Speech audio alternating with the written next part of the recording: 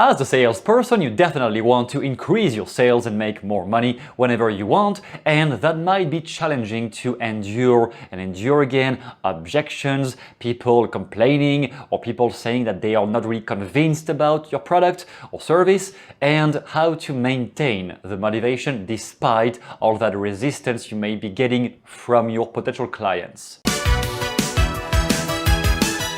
One of the greatest advice I received about sales was from the book Expert Secrets by Russell Brunson, where he explained that any objection always falls into one of those three categories. Either the person has a limiting belief about the product, they don't think that what you sell can really work or help them, then they may have objections about themselves, the person, like, I know the product works, but me, I'm just not competent enough to accomplish that. Or they will have objections about outside factors. So I know the product can work, I know I am skilled enough to make that work, but yeah, you know, people around, they are just so negative, man. We are 2025, social media, short attention span, short content, yeah, they just don't listen to me, impossible. So yeah, great, and actually all of those things have an answer. You don't have to stay stuck anymore into confronting people who don't want to buy anything. You can lead the conversation in a way that will cancel the objections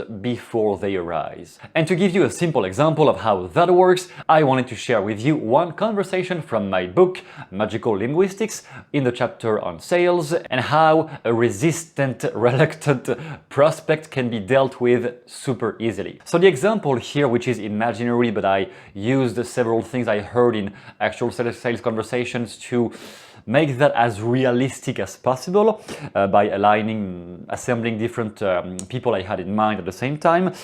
The example here is about graphic design, and you are a freelancer, for example. You are somebody selling logo services or the design services, and you say you charge $150 to design a professional logo for the company of that prospect customer who may want to buy from you. And the guy is pushing against you right away. He's not happy about what you say. He thinks it is way too much, and he says, well, are you kidding? I could just have this designed with AI, with ChatGPT or anything else, for just like free. So why do you charge so much? Okay, very easy conversation. I legitimately had one that started like this, not about logo and AI, but something else, but it was really the tone the guy had with me. So I know how it felt to have to endure people like this all the time.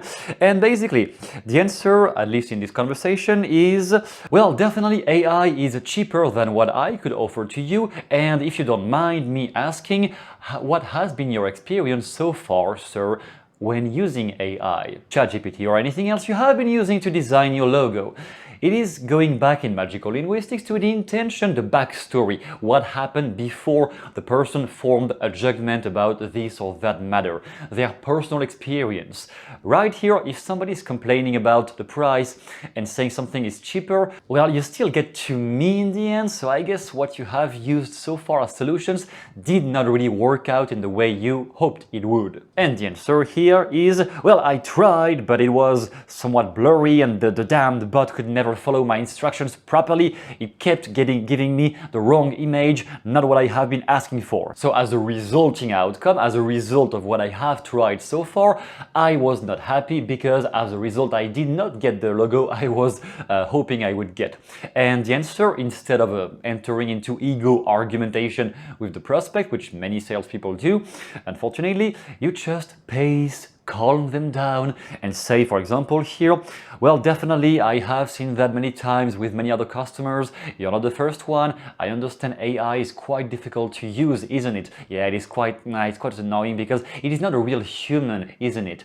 Someone you can talk to. It's just a machine, and the machine is not really understanding what you need for your company, doesn't it? So then you lead by saying, okay, and out of curiosity, do you mind me asking, how much did you initially expect to pay? If my cost is too much, then how much did you expect to pay? This is coming to the specifics. We only come to the specifics once the person is more open to the conversation.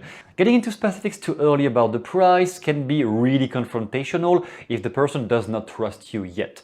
But once you have uncovered some emotional hot buttons and the person got slightly vulnerable by saying, yeah, it doesn't work out for me, it's not really what I was hoping for, I'm disappointed, then we can go more into specifics about the price. Not before. Before, we just want to build trust with the person. And right here, that person said, well, I was hoping something like $45 maximum, and that would be even the highest cost I could invest, not more than that. And there you get into meta frame perspective. First of all, giving some recap of all the things that have been said so far. It provides some more trust because the person can notice, well, you have actually been listening so far to the conversation and to the problems. You haven't been just waiting to close the deal at all cost. You have been listening to the person. Okay, I hear you have this problem and that problem, and then my proposition would be this or that.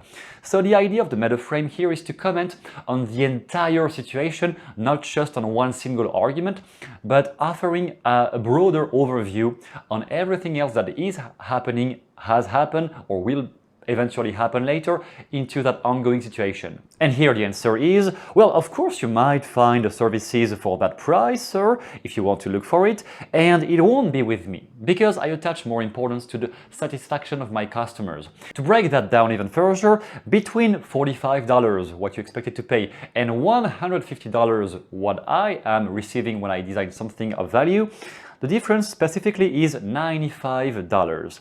And those $95 are what I have to buy for the most basic equipment I could use to design your logo. With that in mind, do you mind me asking if there was anything that could motivate you or make you accept to invest those extra $95 that I need to develop your logo, sir? What could that be then? So this is slightly more elaborate than the simpler phrase I used that day with the other guy. But basically, the idea is to give a comparison. Whenever somebody is telling, well, it is too expensive, nothing is never expensive and nothing is ever cheap. It is simply what do you compare it to, and all the things you have in mind that would be worth that price. Those things have that much price, have that much cost, because you have attached some emotional value to them. If you believe something is worth $200 US dollars, then it means that thing for you has an emotional component to it that justifies for you invest that much. If you tell me this does not cost 200, well, for you, subjectively, it is just not worth the price.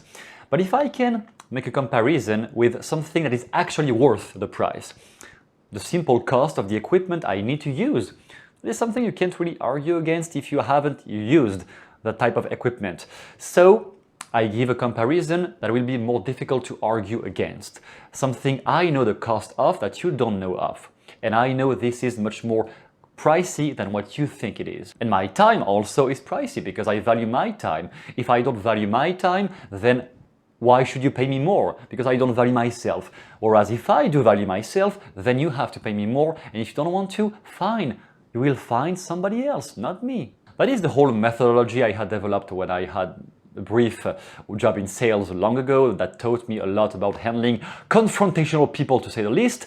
And that was quite funny sometimes too. But the whole point is, whenever it is about money, it is never about money. It is always about what people project behind money, and to that extent I have prepared a series of lessons that you will find down below that explains extremely in depth what the money beliefs or money attitudes are whenever somebody is having objections with you in sales, whenever you want to close something, whenever you want to sell something. If the person has rebuttals, constant resistance with you, it means that somehow there are some blockages linked with the perception they have of how much it costs or of their own emotional investment with that type of product. You can differentiate those really easily, and whatever they are, you will find 15 different language patterns to deal with any type of objections that you may ever have to deal with. The biggest of them being, obviously, I need to tell my wife about it. Don't worry, I give you all the right sentences to answer that, how to lead the mind of the person away from the resistance if they ever tell you, oh, my wife has to see this first, can I take until the end of the week?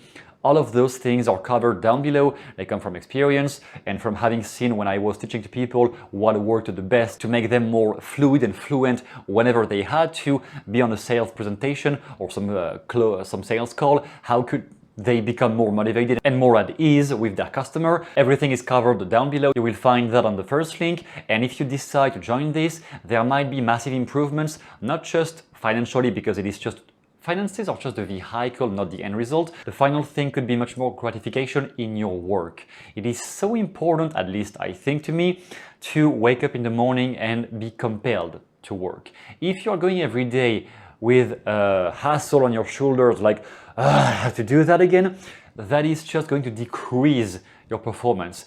But when you start seeing the bank account rolling and more gratification at your work, you will also be more motivated, and by being more motivated, obviously the salary increases. Not right away, I'm not promising that in any sort of way, but down the road, when you are enjoying the process by which you sell things, because any person who is self-employed is a salesperson at some point anyway, at least in the beginning, when you get more enjoyment from doing that, you will get much less resistance from anyone who will potentially buy from you. So this course is down below if you want to check it out.